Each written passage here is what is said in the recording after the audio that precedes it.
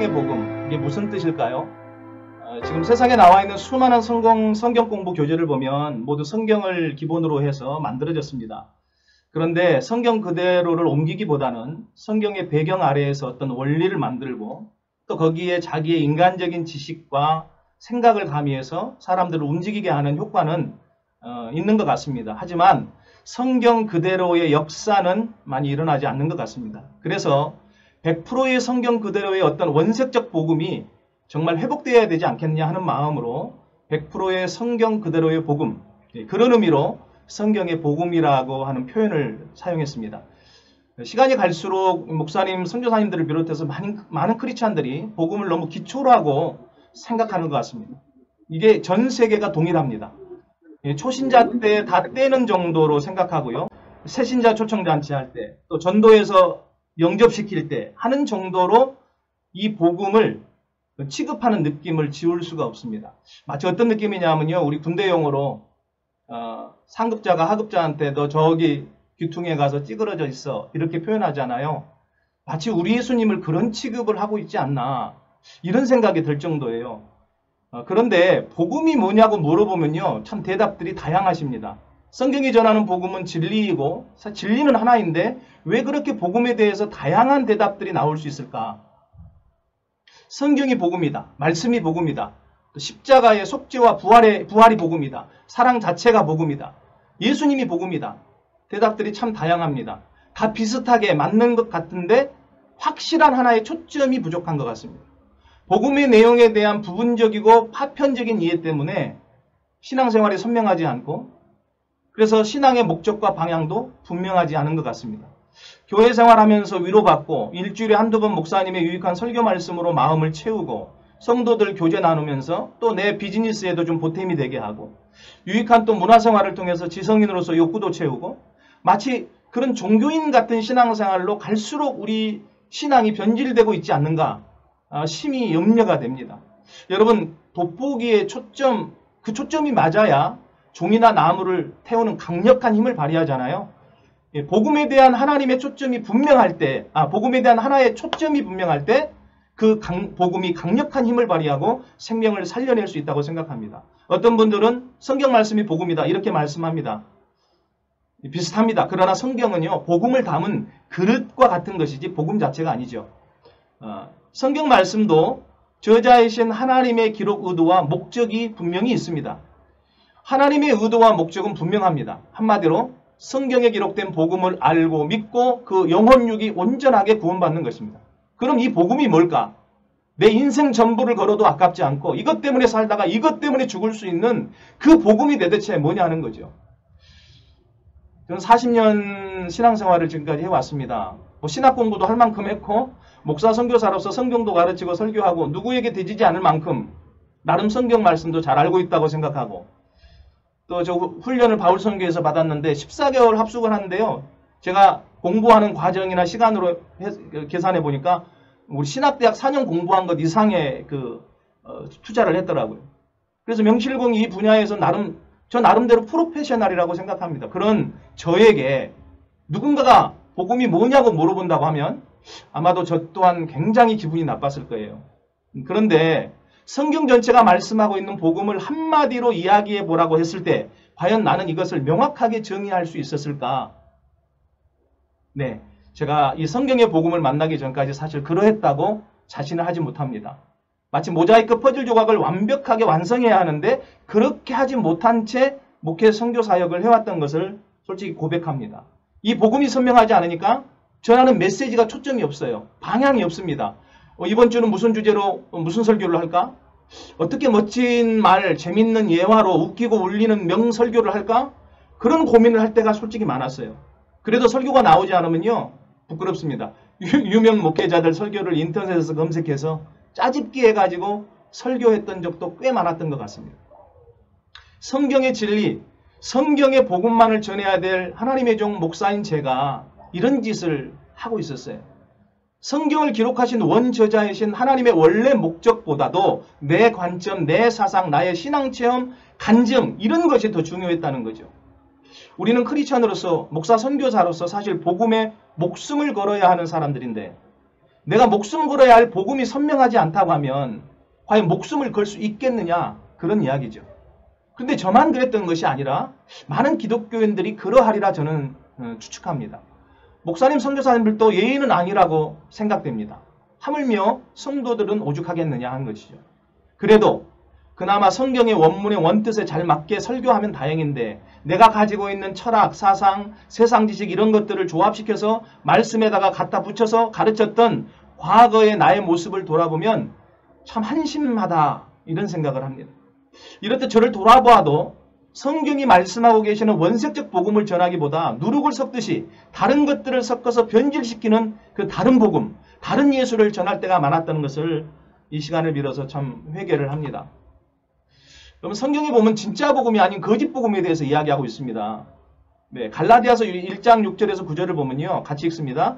그리스도의 은혜로 너희를 부르신 이를 이같이 속히 떠나 다른 복음을 따르는 것을 내가 이상하게 여기노라. 다른 복음은 없나니 다만 어떤 사람들이 너희를 교란하여 그리스도의 복음을 변하게 하려 함이라. 그러나 우리나 혹은 하늘로부터 온 천사라도 우리가 너희에게 전한 복음 외에 다른 복음을 전하면 저주를 받을지어다. 우리가 전에 말하였거니와 내가 지금 다시 말하노니 만일 누구든지 너희에게 받은 것 외에 다른 복음을 전하면 저주를 받을지어다. 아멘. 여러분, 이 짧은 구절 안에 다른 복음이라고 하는 단어가요 4번 나와요. 사도 바울의 서신을 보면요, 처음에는 그냥 보통 인사말 하면서 축복하잖아요. 그런 메시지가 많은데, 그런데 여기 갈라디아서 1장에서는요 처음부터 막 이 저주에 대한 이야기를 쏟아냅니다. 숨김없이 직설적으로 말하면 사도 바울이 지금 갈라디아 교회를 저주하고 있어요. 그만큼 다른 복음을 전하고 믿는 것이 얼마나 심각한지를 말해주고 있다는 것입니다. 이건 사실 엄청난 사건입니다. 오죽하면 그리스도의 사랑을 전하는 사도가 이런 저주를 입에 담았겠습니까? 이만큼 이 복음의 문제, 더 정확하게 말하면 성경이 말씀하고 있는 이 성경의 복음은요 절대 변질될 수 없고 변개될 수 없는 기독교 신앙의 핵심 가치임을 바울 사도의 고백을 통해서 잘 말씀해주는 구절이라고 확신합니다. 조금 더 살펴보니까 6절이에요. 같이 읽습니다. 그리스도의 은혜로 너희를 부르신 이를 이같이 속히 떠나 다른 복음을 따르는 것을 내가 이상하게 여기노라. 어떻게 이같이 속히 떠나서 다른 복음을 따르느냐? 다른 복음은 없나니. 아멘. 여러분, 다른 복음이라고 하는 건 없습니다. 진리가 하나이듯 복음은 하나입니다. 변하지 않는 진리는 하나입니다. 이것도 진리이고 저것도 진리고 이것도 복음이고 저것도 복음일 수 없습니다. 다른 복음이 있다는 말은 비유를 들자면 한 명의 아내와 남편이 있는데 다른 남편, 다른 아내와 사는 것과 다를 바가 없습니다. 이건 심각한 죄죠. 사도 바울이 갈라디아 교회가 다른 복음을 따른다는 소식을 들었을 때 어떤 심정이었을까? 7절에 다만 어떤 사람들이 너희를 교란하여 그리스도의 복음을 변하게 하려 함이라. 여러분, 진짜 복음이 뭘까요? 바울 사도의 고백대로라면 진짜 복음은 여기 고백대로 그리스도의 복음입니다. 즉 그리스도를 증언하는 복음이고 그리스도께서 말씀하신 복음, 그 그리스도의 복음만이 유일한 복음이라고 증언하고 있는 것입니다. 8절에 그러나 우리나 혹은 하늘로부터 온 천사라도 우리가 너희에게 전한 복음 외에 다른 복음을 전하면 저주를 받을지어다. 9절에도요. 우리가 전에 말하였거니와 내가 지금 다시 말하노니 만일 누구든지 너희가 받은 것 외에 다른 복음을 전하면 저주를 받을지어다. 여러분, 사도 바울은 복음에 대해 타협이 없었습니다. 우리가 너희에게 전한 복음 외에 다른 복음을 전하면 너희가 저주를 받고 하늘의 천사라도 심지어 저주를 받을 것이라고 말하면서 복음에 대한 태도에 대해서 아주 냉정하게 칼을 내밀었습니다. 그리스도의 복음이 아니면 그 어떤 좋은 것도 복음이 아니다. 복음에 대해 절대 타협이 없습니다. 사도 바울을 반대하는 사람들이요, 조용히 교회에 들어와서 이렇게 말들 했습니다. 예수님을 믿어라. 예수 그리스도 맞다. 그런데 믿긴 믿는데 유대인의 율법도 지켜야 되지 않느냐. 우리가 유대인이고 하나님이 우리에게 율법 주셨는데 예수 믿는 거 다 좋은데 그런데 왜 굳이 율법을 어기려고 하느냐. 우리가 2000년 넘게 이 모세의 율법을 지켜왔는데 왜 이 좋은 것을 버리냐. 예수님 믿고 할례의 율법도 지키면 되지 않겠냐. 저 사도 바울은 정확하게 사도도 아니다. 자기 스스로 사도라고 주장하지만 진짜 사도가 아니다. 사도는 예수님의 제자여야 하는데 바울은 솔직히 예수님의 12제자도 아니었지 않냐. 이런 식으로 바울의 사도권을 또 짓뭉개고 사도 바울의 그 가르치는 복음을 대적하게 되었습니다.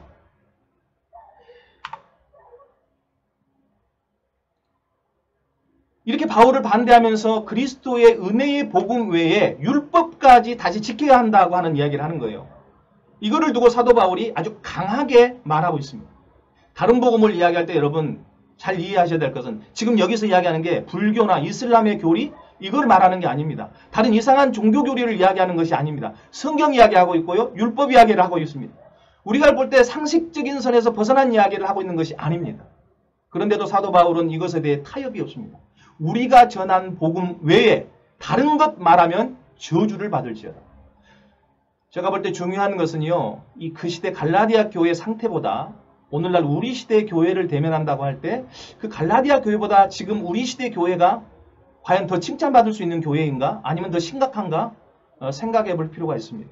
왜냐하면 정말 걱정될 정도로 오늘날 적지 않은 교회들이 다른 복음을 쫓는 다른 예수를 쫓는 그런 모습들이 많이 나타나고 있습니다. 오늘날 이단들은 말할 것도 없고요. 건전한 교단이라고 하는 교회 안에서도 성경을 성경 안에서의 성경대로 해석하지 않고 자유롭게 해석하는 여러분이 잘 아는 자유주의 신학, 구원의 길이 오직 예수가 아니라 여러 방법의 길이 있다고 주장하는 종교다원주의 신학, 교회를 바알과 맘모니즘 그리고 세속적 음란으로 물들게 하고 있는 번영신학, 구약 성경의 권위를 깡그리 무시하고 하나님의 언약의 성취를 영적 우화적으로 해석해서 이스라엘과 유대인을 배제한 채 영적 이스라엘이라고 하는 교회에게 영적 이스라엘을 교회에게만 적용하는 이 대체신학, 하나님의 아들은 뺀 역사적인 인간의 수, 예언자적 구속자적 전통을 무시한 채 사회과학의 계급 이론을 토대로 성경과 예수님을 해석한 해방신학 등 민중신학 등 예수님을 붙들고 전부 다른 이야기를 하는 경우들이 많습니다. 여러분 이 대부분을요 제가 경험했습니다. 제가 그 과정을 통과했습니다. 그 암흑의 과정을 통과하면서 제가 여기까지 오게 됐어요. 저는 한신대학교 신학을 공부하고 기독교 교육을 공부한 사람입니다. 해방신학, 민중신학, 자유주의 신학, 진보주의 신학, 종교다원주의 모두 다 경험을 했습니다. 그러니까 저는 이거를 이야기할 자격이 있는 사람인 거죠. 제가 통과했으니까. 이게 뭔지를 정확하게 아니까. 여러분 이걸 볼 때 오늘날 개신교회들이 사도 바울에게 이렇게 책망받는 갈라디아 교회와 비교해서 과연 낫다고 말할 수 있겠느냐는 거죠.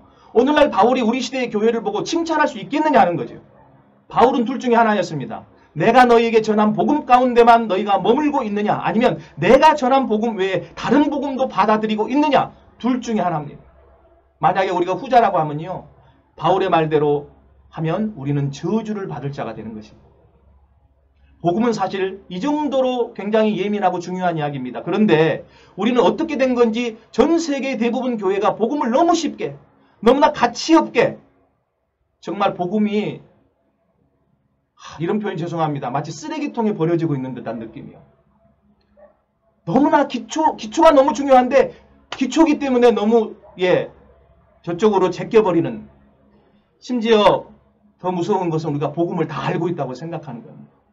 성경이 말씀하고 있는 복음을 다 알고 있다고 생각해요. 특별히 우리 목사님, 선교사님일수록 더더욱 그러신 것 같습니다. 저도 그랬고요. 제 이야기입니다. 성경 이야기하면 다 복음일까요? 하나님, 예수님, 주님 이야기하면 다 복음입니까? 그렇지 않습니다. 요즘 여러분 무서운 그 신천지 같은 이단들이요. 더 성경 이야기하고 하나님, 예수님 이야기하고 종말론적 신앙생활 하면서 저 전도 열심히 합니다. 그래서 요즘 어떤 하나님을 믿는가? 어떤 예수님을 믿는가? 그것을 성경 전체를 통해서 따져보고 연구하고 분별할 수 있어야 됩니다. 그 중에서도 무엇보다 성경에서 이야기하는 정확한 복음, 사도 바울이 이야기했던 정확한 복음, 그 복음 안에 우리가 있어야 합니다. 그래서 두려워함으로 지금 그 둘 중에 내가 지금 어디에 서 있느냐 이거를 점검해 봐야 돼요. 이거 정말 중요합니다. 그런데 갈라디아 교회만 다른 복음을 쫓은 게 아니라 또 하나의 교회가 있습니다. 고린도 교회입니다. 고린도후서 11장 3, 4절 같이 읽습니다. 뱀이 그 관계로 하와를 미혹한 것 같이 너희 마음이 그리스도를 향하는 진실함과 깨끗함에서 떠나 부패할까 두려워하노라. 만일 누가 가서 우리가 전파하지 아니한 다른 예수를 전파하거나 혹은 너희가 받지 아니한 다른 영을 받게 하거나 혹은 너희가 받지 아니한 다른 복음을 받게 할 때는 너희가 잘 용납하는구나. 사도 바울과 브리스가 부부가 그렇게 힘들게 복음 전해서 고린도 교회에 세웠는데 시간이 얼마 지나지 않아서 너무나 많은 문제가 일어났습니다. 교회 내에 송사가 일어나고 당파가 갈라져서 싸우고 음란한 일들이 벌어졌는데 심지어 어떤 자식은 자기 계모하고 아버지의 침상에 올라가서 동침까지 해요. 그 사람이 성적으로 이런 음란한 죄를 범하고 있는데 교회가 그것을 잘 용납해 줍니다. 이런 일들이 고린도 교회에 수없이 일어나고 있습니다. 그런데 왜 복음을 받아들인 고린도 교회에서 이런 일이 벌어졌느냐? 성령의 은사가 얼마나 충만한 교회였습니까? 방언의 은사, 예언의 은사 할 것 없이, 신유의 은사 할 것 없이 얼마나 많은 은사가 막 나타났습니까? 어찌 보면 믿음으로 충만한 교회, 성령의 권능으로 충만한 고린도 교회 아니었습니까? 그런데 사도 바울이 뭐라고 말합니까? 다른 복음, 다른 예수, 다른 영을 쫓고 있다고 말하잖아요. 이거를 우리가 여러분 파헤쳐보는 게 중요합니다. 왜냐하면 이게 사실 오늘날 현대교회에서 비슷하게 일어나는 문제이기 때문입니다. 왜 이런 문제가 벌어졌고 지금도 벌어지고 있는 것일까? 고린도후서 11장은 이렇게 이야기합니다. 너희가 지금 다른 예수, 다른 영, 다른 복음을 받은 것 아니냐? 우리가 너희에게 전한 참된 그리스도의 복음을 이토록 쉽게 버리고 다른 복음을 그렇게 잘 용납하기 때문에 일어난 일이 아니냐? 바울 사도가 그렇게 진단하고 있습니다. 여러분 은혜 받으시면요. 채팅창에다가 아멘도 써주시면 참 좋습니다. 힘이 됩니다. 여러분 여기서 말씀드린 요점을 잘 기억하시기 바랍니다. 여기서 말하는 다른 복음은 정말 누가 보더라도요. 이단 같아 보이는 그런 이야기를 하는 게 아닙니다. 누가 보더라도 교회 밖에 타종교 이야기를 하거나 이단 신천지 이만희가 말하는 그런 터무니없는 이야기를 하는 게 아닙니다. 너무나 공감될 만한 성경 이야기하고 있어요. 예수 믿는 것 좋다. 그런데 우리는 아브라함의 후손들, 유대인들 아니냐? 그래서 할례 율법 지켜야 되지 않느냐? 이것만 받아들이면 우리가 수많은 유대교인들 전도해서 기독교인들로 개종시킬 수 있지 않겠니? 전도에도 도움돼. 여러분 수많은 사람이 공감할 만한 그런 이야기 지금 하고 있는 겁니다. 그런데 여러분 이 갈라디아 교회에 왜 이런 배교 현상이, 고린도 교회에 왜 그런 배교 현상이 일어났는지를 잘 아셔야 됩니다. 로마가 시민통치 정책으로요. 나중에 보면 유대교는 인정을 해줘요. 그리고 기독교는 핍박했습니다. 또한 할례 율법을 행하지 않는다는 이유로 유대교인들이 기독교인을 막 수많이 핍박했습니다. 그러니까 유대교에 있다가 기독교로 개종한 유대인들이 합리적이죠. 고난과 핍박도 피하면서 유대교인들을 기독교로 개종도 시킬 수 있는 효과적 방법이 뭐냐? 유대교가 지키고 있는 그 할례 율법, 모세의 율법을 받아들이기만 하면 되는 거였어요. 핍박도 피하고 교세도 확장할 수 있다는 거죠. 이게 마치 여러분 저는 어떤 생각이 들었냐면요. 일본이 36년 군국주의 통치할 때 3.1운동을 주도했던 게 우리 기독교 지도자들 아닙니까? 33인 중에도 절반 이상이 기독교인들이고 우리 유관순 누나 모든 교회가 구국기도운동을 하면서 평화적으로 비폭력 무저항 독립운동 했습니다. 일제가 놀랬죠. 그래서 일제가 이게 이제 기독교 지도자들을 불러다가 하는 말이 너네들 절대 독립운동 모임 하지 마. 독립지사들 모임 하면 예배당 문 닫게 폐쇄시켜버릴 거야. 그러면서 그때부터 강력하게 태양신인 일본 천황을 숭배하게 하고 동방요배, 친사참배, 교회 안에조차 그걸 안 하면 예배를 못 드리게 만들어버렸어요. 그러니까 교회 지도자들이요. 교권을 지키기 위해서, 교세 지키기 위해서 신앙의 본질을 팔아버렸어요. 그래서 한국교회의 배교행위가 이루어졌습니다. 심지어 제가 알기로는 교리집에까지 그걸 넣었다고 그래요. 사상 초유의 일이라고 합니다. 교리집에까지 넣는 거는. 그리고 그 기독교 지도자들이 남산 신궁에 가서 절을 하고 신사참배하고 심지어 일본에까지 건너가서 물에 가서 그 태양신의 아들의 이름으로 세례까지 받습니다. 여러분 이런 일이 일제치하에 있었습니다. 오늘날 우리 교회들도 예수님 믿는다고 하지만 사실 그리스도가 뭔지, 왜 예수님을 그리스도로 불러야 하고 믿어야 하는지를 정확하게 모를 뿐만 아니라 그 결과 정확하게 못 믿게 되고요. 정확하게 못 믿게 되고 그로 인해 그리스도 예수님 아닌 다른 것들의 마음을 많이 뺏겨 있고 다른 행사들로 교회를 채우고 신앙을 채우고 있는 모습들을 너무 많이 봅니다. 전 세계적으로 시기마다 교회 안에 어떤 흐름들이 일어났어요. 현재 교회에 진행되고 있는 많은 프로그램들을 여러분 한번 유심히 보시기 바랍니다. 대표적인 것들이 교회 성장 프로그램, 또 지나갔죠. 또 목회 상담, 선진국형 교회들은 목회 상담, 또 가난한 개발도상국 교회들은 성령 치유, 이런 치유 사역이 강력하게 일어납니다. 그리고 리더십 개발 세미나, 사역. 전 세계 교회가 동일합니다. 이런 프로그램이 필요 없다는 이야기 아닙니다. 절대 오해하지 마시기 바랍니다. 문제는요, 주객이 교회 안에서 전도되고 있다는 거죠. 사역이 전도되고 있다는 거죠. 그런데 솔직히 말씀드리면 현재 우리는 리더십의 부재가 아니라요, 진정한 복음의 부재 상황 속에서 살고 있습니다. 복음 이야기를 하지 않습니다. 예수님 이야기 더 이상 하지 않습니다. 그리스도 자체이신 예수님에 대한 증언은 점점 사라지고 그 자리에 단순히 성령의 치유 역사, 리더십 개발만 남아 있습니다. 예수 결핍장애, 복음 결핍장애가 전 세계 교회에 가득합니다. 선교사가, 목사가, 성도가 복음 안에서 복음 때문에 생명 걸어야 하는데 복음은 그냥 기초라고 생각하고 복음은 서로 다 아는 것이라고 생각하고 언급도 잘 안 씁니다. 그래서 다시 한번 우리가 믿고 순종하는 성경 전체가 말씀하고 있는 복음이 무엇인지를 우리가 제대로 정리하고 알아야 된다고 저는 생각합니다. 성경이 복음을 이야기합니다. 복음이 뭘까요? 우리가 신앙의 모범으로 따르는 사도들과 제자들과 초대교회는 도대체 복음을 뭐라고 증언했을까요? 우리가 평생 생명 걸어야 할 복음이 더욱 여러분 선명해져야 되지 않겠습니까? 이 시간이 그런 시간이 되어졌으면 정말 좋겠습니다. 교회가 복음을 잃어버리면 나타나는 현상을 보면요, 수많은 다른 대체 프로그램들이 나타납니다. 그렇게 하다 보니까 교인들도 힘들어요. 이것저것 하다가 죽을 지경입니다. 6일 동안 세상에서 일하고 왔는데 교회에서 좀 안식도 갖고 싶고 가족들하고 쉬고도 싶은데 주일날 쉬지도 못해요. 더 바빠요. 그래서 주일날이 일명 속칭 죽일날이 되고 있습니다. 죽일날. 모든 것을 다 잘한다는 것은 반대로 아무것도 잘하지 못한다는 말이 돼요. 모든 것을 잘 하려고 하다 보니까 진짜 해야 할 만한 한 가지를 못하는 그런 현실이 되어버렸습니다. 가장 중요한 최선을 해야 되는데 차선의 것들이 너무 많아서 차선의 것을 하다가 최선을 못해요. 여러분 뷔페집 가보면 여러 가지 뭘 많이 먹었는데 다 먹고 나서 돌아서 나오면 뭘 먹었는지 기억이 잘 안 나요. 네? 여러분 그런 거 안 느끼셨습니까? 뷔페집에서 잘 먹었는데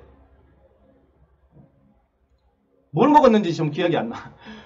교회가 성도들이 목사가 선교사가 다른 일들 다른 프로그램으로 그리스도 예수 복음의 증인이 되는 삶을 오늘 현재 하지 않고 계속 뒤로 미룬다는 것, 여러분 이것은 제가 볼 때 사단의 마지막 최고 단수의 전략이 아닌가 생각합니다. 어떤 느낌이냐면 손가락으로 달을 가리키고 있는데 그래서 사람들로 하여금 달을 보게 해야 되는데 정작 손가락에만 집중하게 하고 있는 듯한 그런 형국이요. 사역일로 너무 바쁩니다. 그러다가 그 사역에 함몰된 채 내가 왜 사역을 하고 있는지 그 본질을 잃어버렸습니다. 처음에는 주님의 영광을 위해서 하다가 나중에는 점점 희미해지고 내 사역이 되어 있어요. 하나님의 왕국을 만드는 게 아니라 나중에 내 왕국을 만들고 있어요. 마태복음 16장에 예수님은 제자 베드로에게 무너지지 않는 교회를 말씀하시면서 너는 반석이다. 내가 이 반석 위에 내 교회를 세우겠다 말씀하셨습니다. 그 교회는 음부의 권세가 이기지 못한다고 말씀하셨습니다. 교회는 반드시 이 베드로 같은 이 믿음의 고백 위에 세워져야 됩니다. 주는 그리스도시요 살아계신 하나님의 아들이십니다. 이 믿음의 고백, 이 확고한 믿음의 반석이 이 확고한 믿음이 반석이고 그렇게 믿는 자가 반석입니다. 이 믿음의 고백 위에 설 때 그 성도는 그 교회는 절대 무너지지 않습니다. 어둠의 권세 사탄이 무너뜨릴 수가 없습니다. 그런데 오늘날 교회를 보십시오. 너무 많은 교회들이 지금 무너지고 있지 않습니까, 여러분? 그럼 보이지 않습니까? 저는 한국 교회에서 그 모든 것을 다 경험하고 왔어요. 선교사로 나왔습니다. 여러분 이게 뭘 반증하냐면 이 믿음의 고백에 심각한 문제가 발생했다는 겁니다. 뭔가 이 믿음의 기초가 약해졌거나 심지어 변질됐거나 둘 중에 하나죠. 지금 전 세계가 진실로 대면해야 할 것이 있다면 진정한 복음.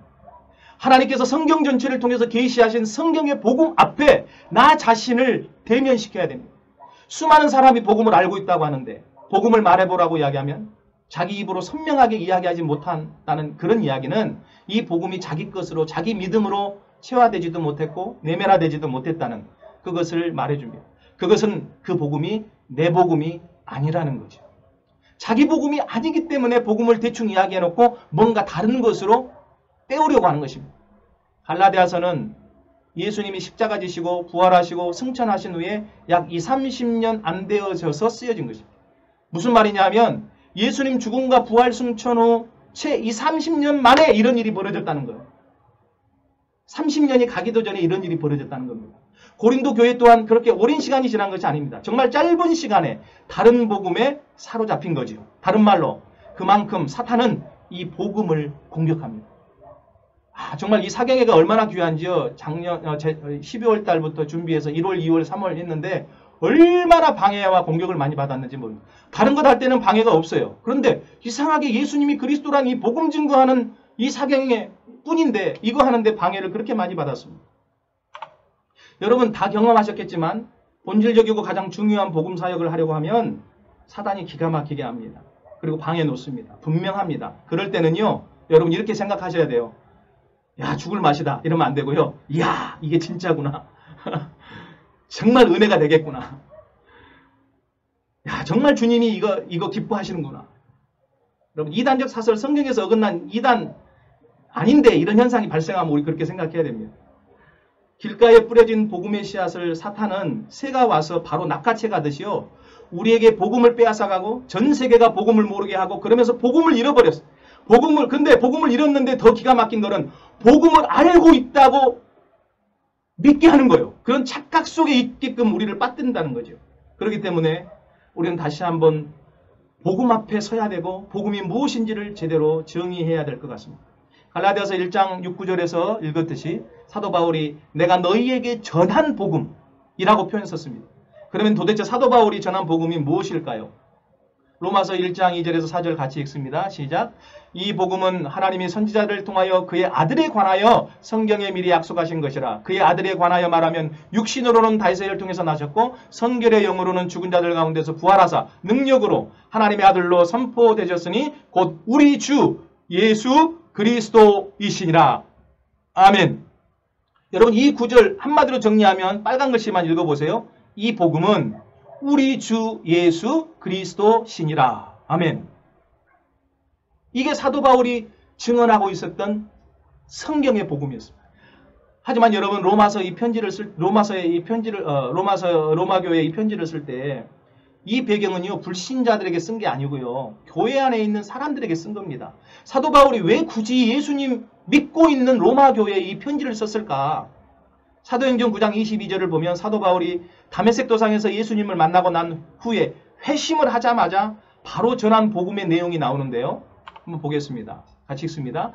사울은 힘을 더 얻어 예수를 그리스도라 증언하여 다메섹에 사는 유대인들을 당혹하게 하니라. 사도 바울이 예수님 만나고 회심한 후에 처음부터 전도할 때부터 뭘 했냐?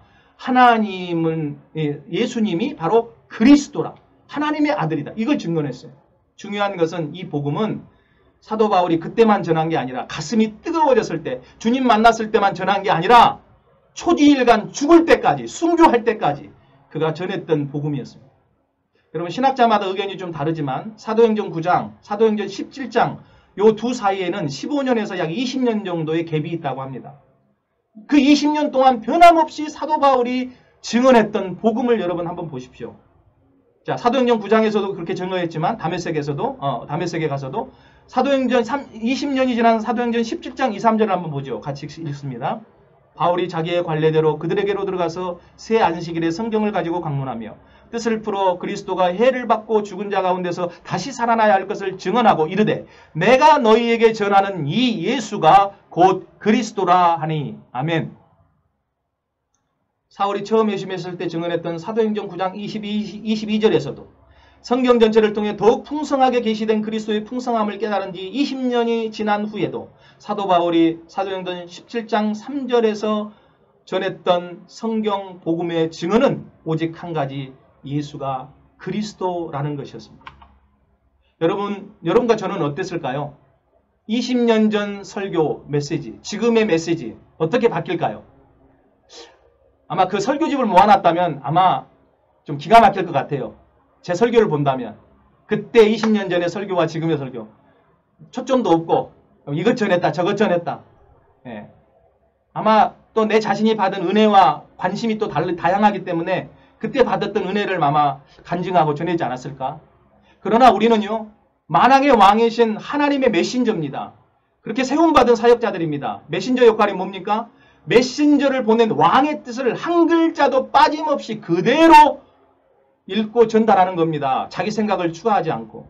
그것이 충성스러운 메신저요, 충성스러운 종입니다. 자기 생각, 자기 견해를 거기에 섞으면 안 돼요. 그러면 왕의 뜻이 변질되게 됩니다. 그런데 하나님께서는 메신저인 우리가 그분의 뜻을 담은 메시지를 잘 전달할 수 있도록 특별한 은총을 우리에게 주셨는데, 그것이 바로 특별한 계시, 특별의 은총으로 주어진 책, 성경 아닙니까?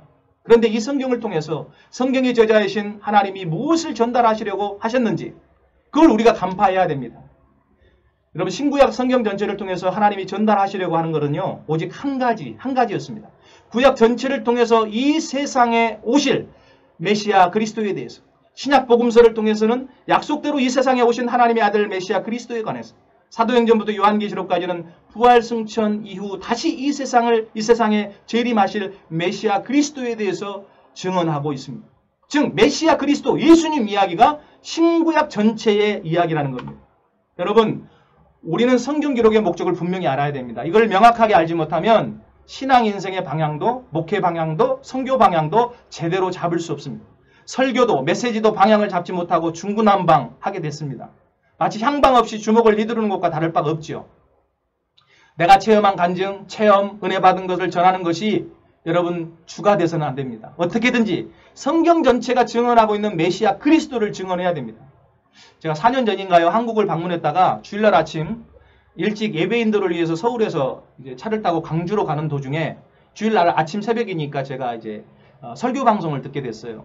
라디오를 켰는데, 그런데 아주 여러분도 잘 아실 만한 대형교회 목사님 한 분이 성경 구절 딱 한 절 읽고요, 설교를 40분 넘게 하시는데 그 40분 동안 6가지, 7가지 간증만 하시는 거예요. 정말요, 정말. 제가 거짓말 하나도 보태지 않습니다. 간증 예화만 하시는 거예요. 간증 예화. 더 이상 다른 것은 덧붙이지 않았어요. 그리고 설교 끝. 여러분 참 답답했어요. 그런데요, 제가 회개했습니다. 내가 옛날 저랬구나. 우리 교회 교인들 얼마나 답답했을까. 들은 간증 예화 듣고 또 듣고, 특히 내 아내, 제 아내와 아이들은 얼마나 죽을 맛이었을까. 집에서 들은 이야기 또 예배 설교 시간에 또 듣고, 이게 남 이야기가 아니고 내 이야기였구나, 이게 깨달아지는 순간 제가 회개를 했습니다.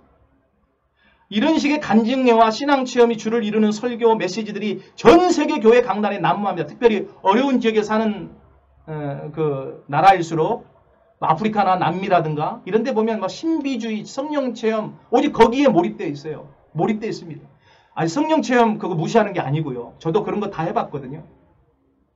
무시하자는 이야기가 아닙니다. 근데 그리스도의 복음하고 상관없이 거기에 매몰되어 있어요. 네. 여러분, 성경 말씀으로, 성경의 복음으로 메시지가 돌아와야 됩니다. 요한복음 20장 31절에는 성경의 기록 목적을 너무나 명확하게 사도 요한이 말씀하십니다. 요한복음 20장 31절 읽습니다. 오직 이것을 기록함은 너희로 예수께서 하나님의 아들 그리스도이심을 믿게 하려 하며 또 너희로 믿고 그 이름을 힘입어 생명을 얻게 하려 함이니라. 아멘. 요한복음과 성경을 기록한 제1의 목적이 뭐냐? 예수님이 하나님의 아들 그리스도이심을 믿게 하는 것, 그리고 그 이름을 힘입어 생명을 얻게 하는 것, 구원 얻게 하는 것이라고 분명하게 기록하고 있습니다. 사도행전 18장 5절, 실라와 디모데가 마게다냐로부터 내려오매 바울이 하나님의 말씀에 붙잡혀 유대인들에게 예수는 그리스도라 밝히 증언하니. 아멘. 여기서 우리가 주목해야 할 구절이 있습니다. 사도 바울이 하나님의 말씀에 붙잡혀. 하나님 말씀에 붙잡힌 자가 무엇을 이야기하게 됐냐면 예수님 이야기를 하게 되어 있습니다. 하나님 말씀에 붙잡힌 자가 그 예수님이 누구이신지를 이야기하게 되어 있음을 우리는 이 성경 구절을 통해서 잘 증언하고 있습니다. 그래서 흔히 우리가 신앙적인 용어로 성령 충만하다. 여러분, 성령 충만하다고 할 때 뭔 일이 벌어져요? 예수님을 전도하고 증언하는 일이 벌어지는 거예요. 예수님이 하나님의 아들 그리스도라고 하는 것을 증언하는 일이 막 벌어지는 겁니다.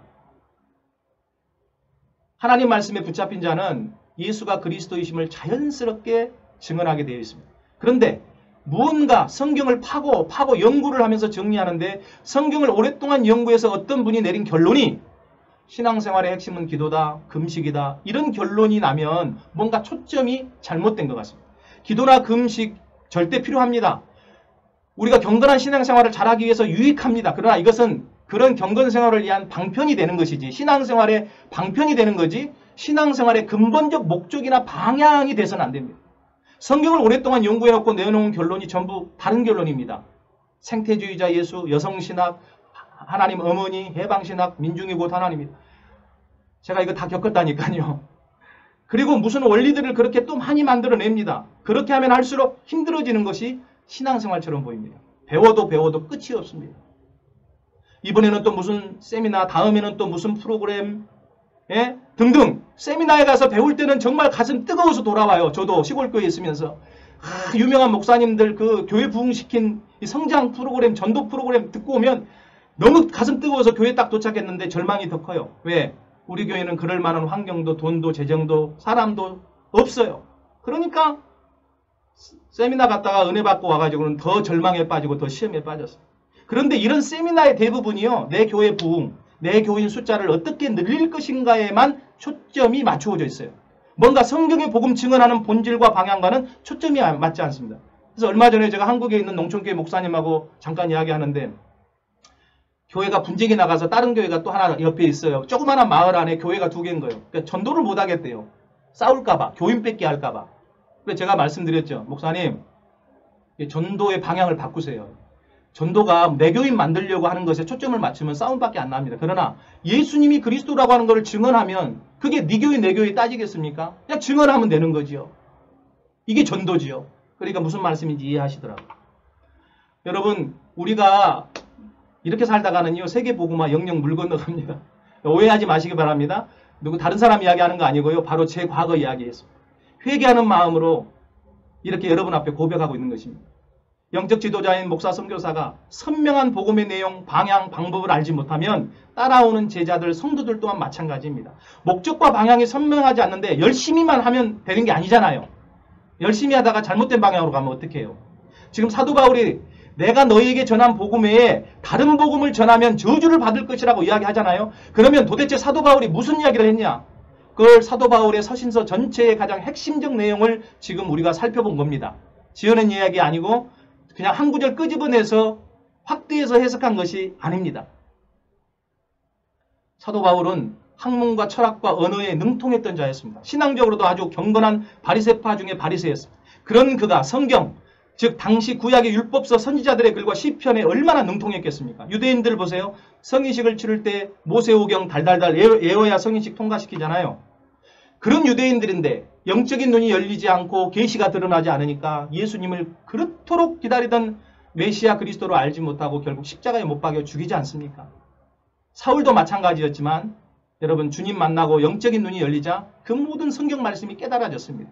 그 중심에 바로 하나님의 아들 그리스도 예수님이 계셨다는 것을 깨닫게 됐어요. 그래서 사도 그가 알고 있었던 모든 고상한 것들, 초등학문으로 배설물로 여기고 해로 여기고 오직 그리스도를 아는 지식을 가장 고상하게 여기고 그리스도의 십자가 외에는 자랑하지 않으면서 복음을 증언하다가 로마에서 순교당하지 않습니까? 그런데 불과 예수님 승천 이후 20년 만에 갈라디아 교회가 다른 복음, 다른 영, 다른 예수로 장악되게 됐는데 여러분, 예수님이 승천하신 지 지금 2000년 지났잖아요. 지금 그러면 도대체 우리는 얼마나 제대로 20년 지난 갈라디아 교회, 고린도 교회가 그랬단 말이에요. 그럼 2000년 지난 오늘 우리는 어떻습니까? 여러분, 우리가 제대로 방향을 잡고 가는 걸까요? 전 세계 교회가 제대로 가고 있는 것일까요? 깊이 생각해보면 이건 정말 두렵고 가슴 떨리는 일입니다. 2000년 동안 사단이 어떻게 교회를 변질시켜 왔을까? 깊이 묵상하고 깨닫고 우리가 회개할 때라고 저는 생각합니다. 특별히 선교 현장 일선에 계신 우리 선교사님들, 목회 현장 일선에 계신 우리 목사님들, 영적 지도자들 아닙니까? 여러분, 우리가 구원시키려고 왔는데, 구원의 길로 인도하려고 왔는데 우리가 저들마저 구원의 문으로도 못 들어가게 만들고 천국문도 닫아버리는 역할을 하면 안 되지 않겠습니까? 다른 예수, 다른 영, 여러분 다른 복음 전하면 안 되지 않겠습니까? 본론으로 돌아와서 과연 예수님의 제자들인 사도들과 초대교회는 어떤 복음을 믿고 증언했을까요? 이제 사도들과 초대교회를 보겠습니다. 사도 바울만 특출나서 이 복음을 증언했을까? 아닙니다. 다른 제자들도요, 베드로를 비롯한 다른 제자들도요, 초대교회 성도들도 이 복음 전했습니다. 한번 여러분 보시면 사도행전 2장 36절, 그런즉 이스라엘 온 집은 확실히 알지니 너희가 십자가에 못 박은 이 예수를 하나님이 주와 그리스도가 되게 하셨느니라. 아멘. 오순절 성령 강림 사건이 일어난 뒤에 제자들이 나가서 방언으로 그 10개국, 16개국 이상에서 온 나라의 그 디아스포라 유대인들에게요, 6월절에 모인 그 유대인들에게 막 방언의 은사를 받아가지고 증거한 게 뭐였습니까? 예수님이 그리스도라고 하는, 근데 그 그리스도를 너희들이 그렇게 기다리던 그 메시아를 너희가 십자가에 못 박여 죽였다, 이 말을 한 거예요. 예, 여러분, 성령의 은사가 뭡니까? 성령이 오셔서 권능적으로 오셔서 하신 일이 뭐예요? 여러분, 예수님이 그리스도라는 거 증언하는 역할을 하셨잖아요. 그냥 은사 체험에 빠져가지고 그 신비한 은사에 그러면 안 돼요. 여러분, 큰일 납니다. 교만해집니다. 예, 여러분, 그리고 나서 베드로가요, 그 3,000명의 군중들 앞에서 성경 전체 구약 성경을 읊으면서 증언을 해요. 그러면서 마지막 결론을, 어떤 결론을 내리냐 하면 바로 방금 그 말이었어요. 이스라엘 온 집은 확실히 알지니 너희가 십자가에 못 박은 이 예수를 하나님이 주와 그리스도가 되게 하셨느냐. 3,000명이 그 소리를 듣고 꼬꾸라져서 회개하며 통에 자복하지 않습니까? 여러분, 사도 베드로만 이게 전한 게 아니고요, 사도 요한 여러분 또한 이 복음 전했습니다. 요한일서 5장 1절 있습니다. 예수께서 그리스도이심을 믿는 자마다 하나님께로부터 난 자니 또한 낳으신 이를 사랑하는 자마다 그에게서 난 자를 사랑하느니라. 아멘. 5장 4절, 예수께서 하나님의 아들이심을 믿는 자가 아니면 이 세상을 이기는 자가 누구냐. 아멘. 사도 요한도 정확하게 예수님이 하나님의 아들 그리스도이심을 여러분 증언했습니다.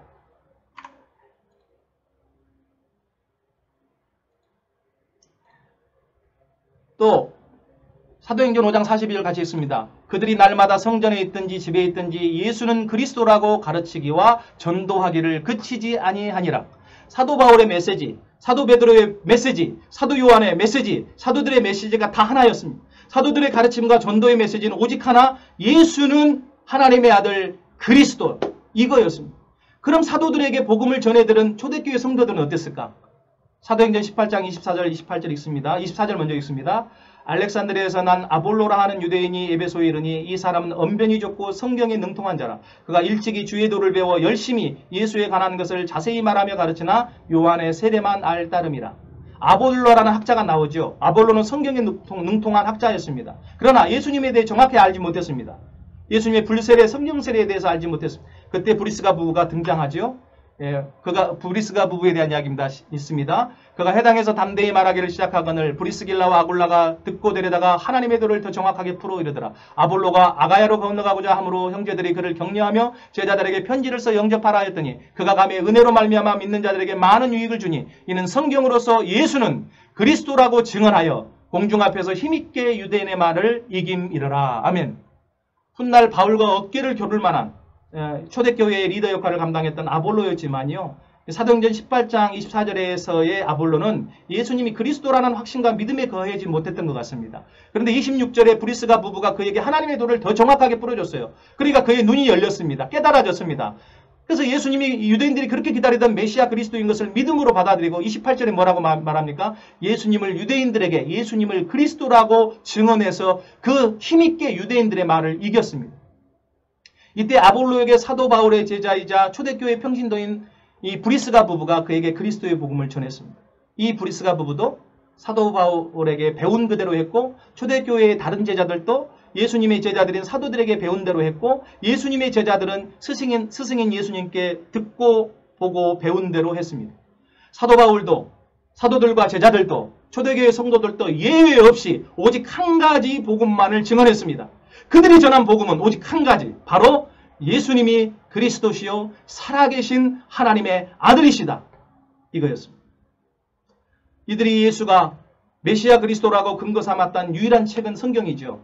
성경은 하나님께서 원래 저자이기 때문에 하나님의 기록 목적과 의도를 알 수 있는 책입니다. 거기에 대해 우리 예수님은 이렇게 제자들에게 말씀하셨습니다. 요한복음 5장 39절, 너희가 성경에서 영생을 얻는 줄 생각하고 성경을 연구하거니와 이 성경이 곧 내게 대하여 증언하는 것이니라. 아멘. 결론적으로 요한복음 20장 31절로 이번 1강 성경의 복음을 결론 지으려고 합니다. 요한복음 20장 31절, 오직 이것을 기록함은 너희로 예수께서 하나님의 아들 그리스도이심을 믿게 하려 하며 그들을 힘입어 생명을 얻게 하려 함이니라. 아멘. 또 너희로 믿고. 예. 네, 제가 파워포인트를 넘길 수가 없어서 이제 아멘 안 해주셔도 됩니다. 자꾸 채팅창이 떠서요. 제가 이게 넘길 수가 없네요. 네, 감사합니다. 네.